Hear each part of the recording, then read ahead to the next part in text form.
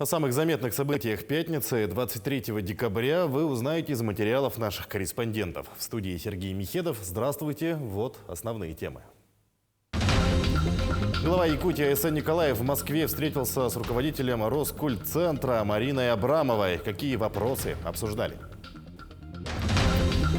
Глава семьи в поселке Нижний Куранах был призван в ряды вооруженных сил. Расскажем, как его супруга и две дочери справляются с хозяйственными тяготами и кто им помогает. Стали известны примерные сроки открытия ледового автозимника через реку Лену по направлению Якутск-Нижний Бестях. Повысили грузоподъемность и на других переправах. Елка главы республики пройдет завтра. Программа включает в себя и ряд мероприятий. Одно из них – это детский гражданский форум. Расскажем подробности. Спортивный год близится к завершению. В этом году нерюнгринские атлеты достойно показали себя на различных соревнованиях и завоевали немало наград и кубков.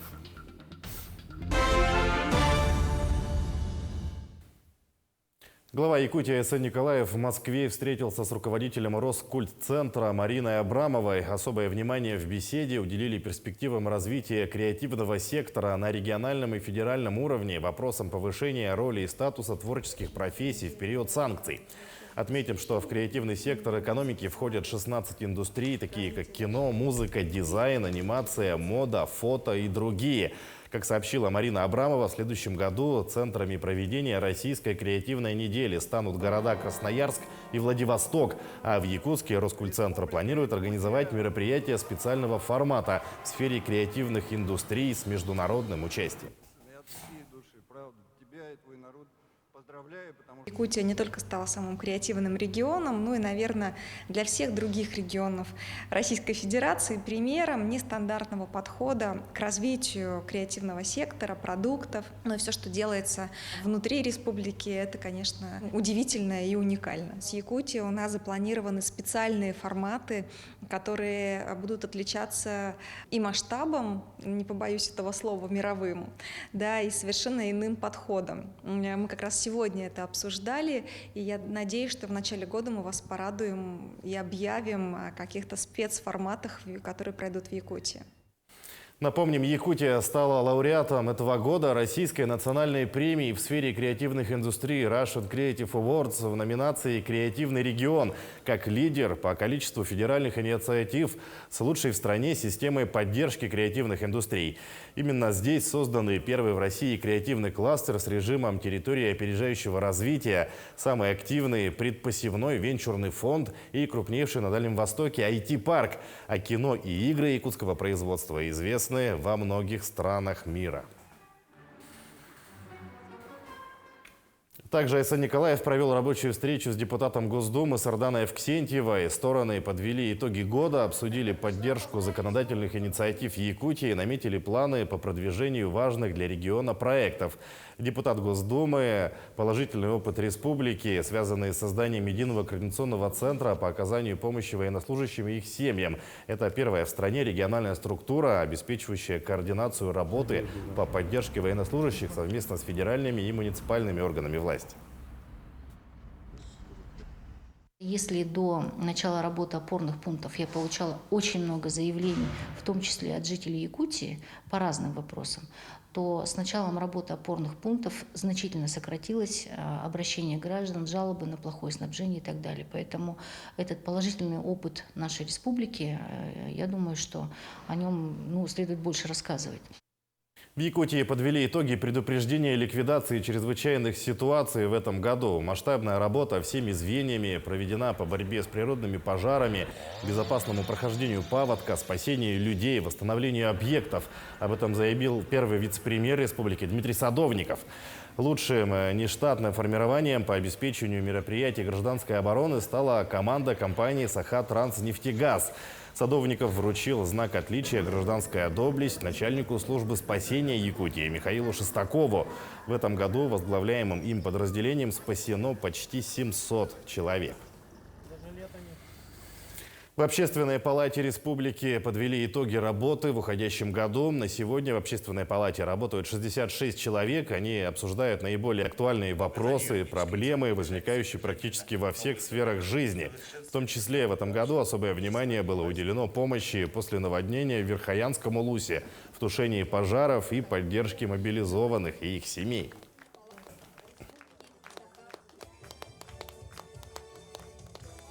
У нас есть и волонтерский центр, и координационный центр по поддержке и консультированию семей, военнослужащих. То есть мы, каждый член Общественной палаты вносит свою лепту, свой вклад в решение тех или иных задач. Озвучили и спортивные итоги на коллегии Минспорта. Участники совещания на круглом столе обсудили деятельность министерства, утвердили календарный план на следующий год. Кроме того, в торжественной обстановке наградили отличившихся руководителей в сфере спорта. Ну а главным событием стало подписание соглашения о сотрудничестве между министерством и окружной администрацией Якутска о продвижении спорта в республике. Отмечено, что ее не менее важным событием уходящего года станет бал чемпионов. В этом году, буквально в ноябре месяце, ввели новый спортивный комплекс, физкультурно-оздоровительный комплекс с катком в городе Алдан. Это на самом деле очень важное событие. Оно до сих пор многие не верят, что в Алдане все-таки удалось построить такой объект шикарный. Сейчас плотно работаем над развитием хоккея, шорт-трека, фигурного катания.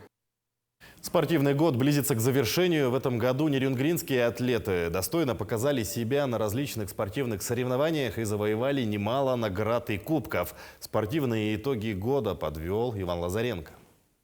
Итоги уходящего года для нерюнгринских спортсменов ознаменованы высокими результатами во многих спортивных мероприятиях. Так, сборная района отлично выступила на 8-х спортивных играх народов Якутии, которые прошли в селе Барагонцы Усть-Алданского района.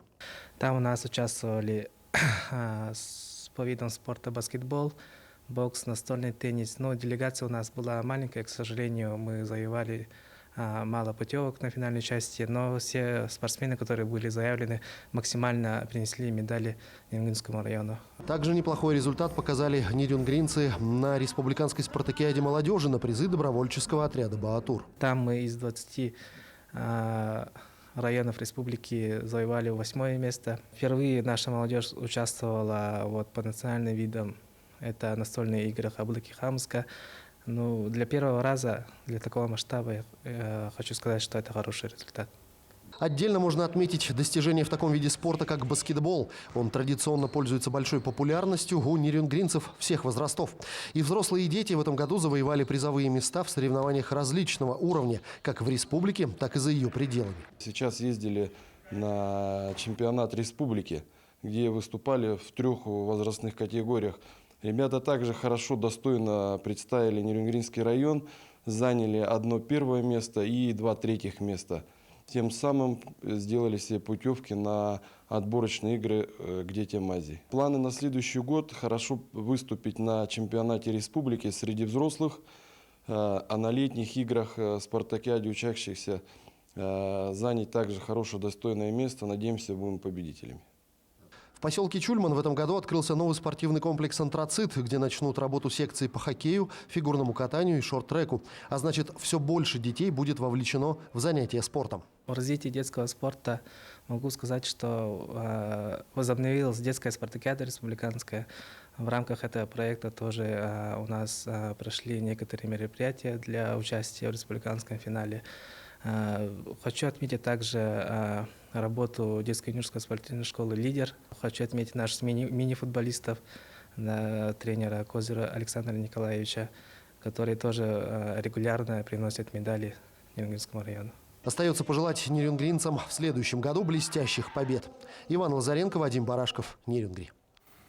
И еще о спорте. В спорткомплексе Дахсун завершился республиканский чемпионат по стрельбе из лука. Всего соревнования разделили на 3 дивизиона – классический, блочный и традиционный.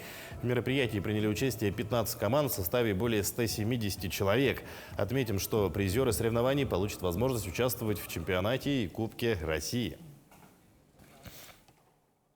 Традиционный лук – это довольно-таки молодое направление. У нас по России он проводится с 2018 года, чемпионаты и кубки России. Блочный лук, он тоже существует порядка 30 лет назад, он начал свое развитие, да. А классический лук, он является олимпийским видом спорта, а блочный лук вот последние годы всегда параллельно идет с классическим луком вплоть до чемпионатов мира. В республике разработали аудиовизуальный фонд исчезающих языков. Планируется разработка фонда по всем районам проживания эвенков Якутии, языку лесных юкагиров. Проект реализован в рамках госпрограммы. Целью работы стали фиксация и документация материалов по описанным и еще не имеющим лингвистического описания диалектам и говорам эвенского языка, тундренного юкагирского языка, неизданных фольклорных материалов в виде аудиовизуального фонда. Автор и руководитель проекта Сардана Шарина поясняет, что фонд систематизирует и классифицирует имеющийся в наличии у исполнителей лингвистический и фольклорный материал по языку разных локальных групп эвенов и тундренных юкагиров. Минпросвещение утвердило единые образовательные программы в школах. Закон был подписан президентом Владимиром Путиным еще 24 сентября. Школам нужно перейти к их реализации до начала следующего учебного года. В то же время школы сохраняют право разработать собственные образовательные программы, но их содержание и планируемые результаты должны быть не ниже указанных. В опубликованных федеральных образовательных программах представлены учебно-методическая документация, в том числе федеральный учебный план, календарный учебный график, рабочие программы учебных предметов, курсов, дисциплин и многое другое.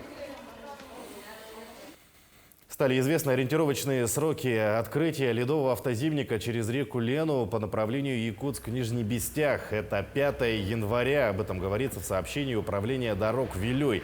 Однако дата открытия может быть скорректирована. Также с сегодняшнего дня на 4 ледовых переправах в селах Верхневилюйск, Кюндяде, Устье и Крестях через реку Вилюй увеличена грузоподъемность до 20 тонн. На такой же вес увеличена нагрузка автозимника через реку Алдан по направлению Хандыга-Мегина-Алдан. В Якутске проезд в автобусах предложили повысить до 45 рублей. В окружной администрации это посчитали резким скачком. Об этом заявил мэр столицы Евгений Григорьев во время пресс-конференции. Инициатива «Союзавто» обосновывается тем, что стоимость содержания общественного транспорта становится дороже, включая топливо и запчасти. Евгений Григорьев считает, что это очень резкий скачок и необходимо оставаться в рамках инфляции. Это не итоговое решение, работа над этим вопросом будет продолжена. Несмотря на окончание прививочной кампании, вакцинироваться от гриппа можно индивидуально, так как вирус циркулирует до февраля-марта. Об этом сообщил врач-инфекционист Иван Коновалов. Грипп, как правило, циркулирует достаточно длительное время, до февраля-марта, поэтому прививка все равно сохраняет актуальность. Человек, который не был привит, даже если он болел другим типом гриппа, может заболеть второй или третий раз, рассказал специалист. Тем временем эпидобстановка в Нерюнгринском районе по-прежнему остается напряженной, однако в последние дни наблюдают улучшения. Так, на текущий момент в районе не осталось ни одного класса, переведенного на дистанционное обучение в связи с карантином. Заболеваемость по классам не превышает 20%, на удаленке остаются 6 групп в детских садах. По сравнению с прошлой неделей общая заболеваемость ОРВИ снизилась на 30% по всем возрастным категориям. Зарегистрированных случаев лабораторно подтвержденных гриппа у нас за прошедшую неделю 48. Регистрируется в основном это грипп группы А, H1N1, свиной грипп так называемый. И несколько случаев были выявлены гриппа группа Б. В основном заболеваемость представляется, конечно, парагриппозными заболеваниями.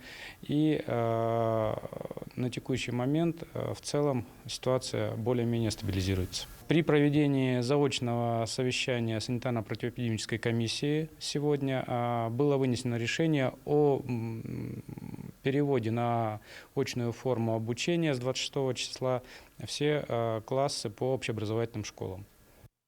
Государственные гарантии для семей военнослужащих. Подспорье значимое, неоценимой остается и поддержка местной власти. Глава одной из семей поселка Нижний Куранах был призван в ряды вооруженных сил в октябре. Его супруга Людмила и две дочери с хозяйственными тяготами справляются самостоятельно. Как им это удается, узнала Татьяна Вахнина. Наступающий Новый год семья Григорьевых будет встречать не в полном составе. На плечах Людмилы и двух дочерей сейчас лежат все домашние хлопоты. Осенью глава семьи был призван в ряды вооруженных сил. Ну, конечно, сложнее. Ведь мужчина, конечно, очень сложно. Ну, справляемся, а что делать? Выхода нету. Людмиле пришлось освоить многие навыки, в том числе по электротехнике. Перед отъездом глава семьи установил бойлер, чтобы в доме всегда была горячая вода. На ночь бак Людмила предпочитает отключать в целях безопасности. Она сегодня является образцом для подражания, как и для нас, для тех жителей, которые мы живем и у которых не мобилизованы, значит, мужья, сыновья, и также для тех семей, у которых сегодня мобилизованы. Сама справляется со всеми теми обязанностями, которые выполнял муж. Бесспорно, работы в частном доме мало не бывает, но с заботами хозяюшки справляются. Двор всегда очищен от снега. Чтобы в доме было тепло, котельную нужно топить постоянно. Эта задача для Людмилы особой сложности не представляет. Можно не беспокоиться и о дровах. Такого рода помощь семьям военнослужащих оказывает администрация поселения. Поддержка оказывается. Воспользоваться моментом хочу поблагодарить Александра Станиславовича. У меня привозная вода, у меня печка, местное отопление. Какая помощь необходима, то же самое, там дрова, вода, помощь, там проводка, связана с отоплением и так далее, всегда, значит, находим ресурсы и помогаем. Наряду с поддержкой в хозяйственно-бытовых вопросах сотрудники администрации информируют членов семей военнослужащих о государственных гарантиях, полагающихся данной категории. Взаимодействие с управлением социальной защиты налажено. Если какие-то возникают трудности, мы всегда на прямой связи, в любое время, причем с ним, там 19-20:00, без разницы, и решаем вопросы тут же по горячим следам. Государственные гарантии предусмотрены по линии соцзащиты. Тоже вы воспользовались в полной мере? Все были предоставлены? Да, все этими мерами я воспользовалась. Государственные гарантии для семьи стали значимым подспорьем. Неоценимой оказывается и поддержка администрации поселения. Но больше всего мама и дочери ждут день, когда папа вернется домой. Татьяна Вахнина, Сергей Шипачев, Александр Лукин, Алданский район, поселок Нижний Куранах. И снова вернемся к теме спорта. Буквально несколько минут назад назвали имя лучшего спортсмена года в республике. Определена и десятка самых результативных атлетов. Так, борец вольного стиля Владимир Егоров признан лучшим спортсменом года в Якутии. Награду ему вручили в ходе бала чемпионов. На втором месте расположилась юная дзюдоистка Карина Ефимова из Якутска, которая привезла золотые медали после спартакиады сильнейших спортсменов России и 2 первенств страны. Третье место занял победитель нынешнего чемпионата мира по масс-рестлингу Семен Ануфриев из Усть-Алданского Улуса. Спортсмен выиграл все свои старты в этом году, не познав ни одного поражения. Ставший 5-кратным чемпионом России по боксу, Василий Егоров занял 4-ю строчку в списке лучших спортсменов. За ним последовал чемпион Европы по боевому самбо Валерий Ергалов. К другим темам. Роснефть открыла нефтегазоконденсатное месторождение в республике, поставила на баланс запасы в 9,5 миллиардов кубометров газа и более 1,5 миллиона тонн нефти. Компания «Тасюряхнефтегазодобыча», которая входит в комплекс «Роснефть», открыла крупное нефтегазоконденсатное месторождение на территории региона, говорится в сообщении. Новое месторождение получило название Кубалахское. Оно расположено в непосредственной близости от Среднебутуобинского месторождения, промышленную разработку которого также ведет «Тасюряхнефтегазодобыча». Использование сопутствующей инфраструктуры повысит эффективность освоения запасов нового месторождения. Елка главы республики пройдет завтра, 24 декабря в Якутске. Она соберет 700 детей со всех районов. Это отличники, активисты, лучшие спортсмены, победители и призеры всероссийских и региональных конкурсов. Программа включает в себя и ряд мероприятий. Одно из них – это детский гражданский форум. Его провели на 5 площадках столицы. Кристина Якупова побывала на одном из них. На стратегической сессии в Международной арктической школе собрались ребята из Мирнинского района. Их разделили по 4 секциям, таким как гражданская активность, личностное развитие, гражданско-патриотическое воспитание и информационно-медийная работа. Школьники вносили свои идеи и защищали проекты. Так как это идет в рамках детского гражданского форума, то мы нацелены на развитие такого духа патриотизма, что ли. Патриотическое воспитание как раз формируется в процессе работы над теми проблемами, которые существуют в регионе или стране, когда человек понимает участие в жизни своего города или поселка. Одна из представительниц Мирнинского района Софья Ковалева рада быть участницей мероприятий «Елки главы». Она ученица 11 класса первой школы города Мирного. Круглая отличница, является капитаном в военно-патриотическом клубе. Достаточно интересно. То есть это действительно может пригодиться ребенку. Ты узнаешь что-то новое. Допустим, я уже участвовала в мультимедийной сфере и опять участвую. С некоторыми ребятами мы находим новые проблемы и их решения. Гражданский форум проводился на 5 площадках Якутска. В итоге стратегической сессии предложения от каждой секции прозвучали на пленарном заседании и были внесены в резолюцию форума. Кристина Якупова, Семен Афанасьев, Якутск. Дворец детского творчества в Якутске открыл свои двери в новогодние праздники. Для маленьких якутян подготовлена веселая и сказочная программа. Их ждут активности с волшебными персонажами, яркий спектакль и, конечно, встреча с Дедом Морозом. В этом году подарком для маленьких якутян станет спектакль «Волшебие. Страна чудес». За новогодний период представление во Дворце детства посетят более 8 тысяч детей. Среди них и малыши из семей военнослужащих, участников специальной военной операции. Детей ждут новогодний спектакль, который подготовил наш детский театральный коллектив «Амигос». В нем принимают участие более 80 детей, задействованных в спектакле. Да, это 2 состава. Также педагоги дополнительного образования подготовили волшебные комнаты. Дети посетят разные мастер-классы. И после спектакля детей ждет интересная интерактивная программа со встречей Деда Мороза, с играми и с конкурсами. И последнее. В Музее музыки и фольклора презентовали мультфильм «Нёлтек». Это анимационная картина, снята в течение полугода по мотивам венского эпоса. Главным героем является девушка по имени Нёлтек. По словам создателей мультфильма, в ходе работы над проектом впервые в истории культуры созданы научно выверенные художественные образы венской эпической традиции. Создатели уверены, широкая аудитория, посмотрев мультфильм, заинтересуется традиционными ценностями народов Крайнего Севера.